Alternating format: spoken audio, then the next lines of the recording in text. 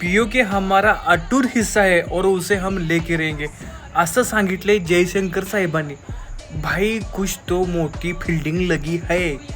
मी बोलतोय 100%.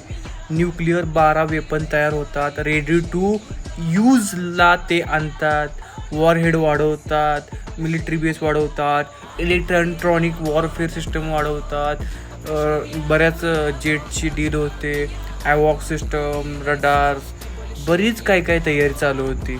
आणि मध्ये पण काहीतरी कांड झालं होतं त्यावेळी सुद्धा ते गप्प बसले. म्हणजे भाई कुछ तो बड़ा लेवल का हो रहा है और उसकी सेटिंग तब से चल रही है. आज तागायत कधीही असा म्हणजे जयशंकरनी बोललो ना की आम्ही घेणारच. हां ते बोलले असतील की हां मी पुढे मागं घेईन वगैरे असं. पण भाई ह्या स्टेटमेंटनं जबरदस्त असा खळबळजनक खुलासा केला. एक भाई तेरी तो सेटिंग लगने वाली आहे. बघूया आता काय होतं.